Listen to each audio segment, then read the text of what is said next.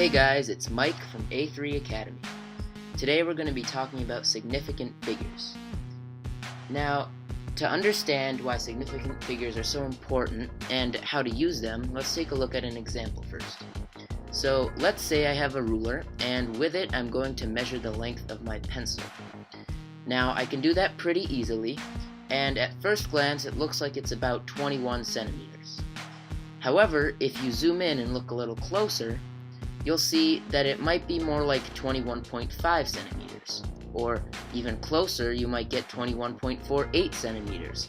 Or even if you use a microscope, you see that it's 21.482195 centimeters.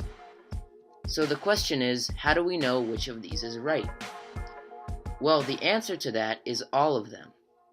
And that is because it all depends on the number of significant figures. Significant figures are the digits in a number that contribute to its value, or to its precision. So if we look at 21, the number 21, it has two significant figures, just the 2 and the 1. 21.5 has 3, 21.48 has 4, and so on. So let's take a look at some decimals.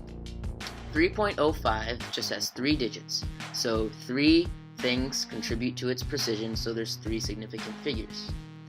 However, 0.05, although it also looks like 2 places after the decimal point, it looks the same as 3.05, but it only has 1 significant figure. And that is because leading zeros do not count. So any zeros before the first non-zero number don't contribute to the significant figures. Now that might be a little hard to understand, but think of it like this. The number 5 clearly just has 1 significant figure. So 0.05 is just 100 times smaller. It's like if you had 5 centimeters or 0.05 meters. It's the same number, so it should have the same significant figures. 0.0062, there's also leading zeros which don't count, and just the 6 and the 2 would be 2 significant figures. Unlike leading zeros, trailing zeros do matter. So let's say we write 7.300, that has 4 whole significant figures, because we didn't just write the 00 for nothing.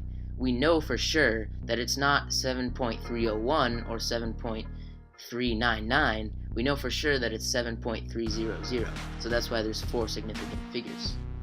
50, though, can be either 1 or 2, because it's either we measured 50 exactly, or we rounded like 54 to 50.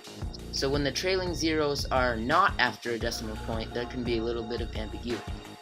So for that reason, 9200 can have 2, 3, or 4 significant figures, depending on whether those 2 zeros were put there on purpose or whether that's because of rounding.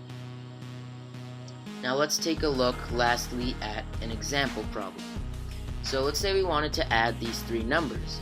So if you were doing this without taking significant figures into account, you would get 274.82. However, the number 1 rule of significant figures is that your answer can only be as significant as your least significant number. In this case, 77 has the smallest number of significant figures. So that means our answer has to match it, so we only can have 2 significant figures in our answer.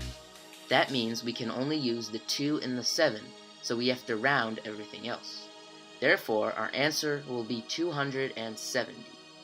So there you have it. That's it for significant figures. I'm Mike from A3 Academy, and as always, the more you know, the better you are.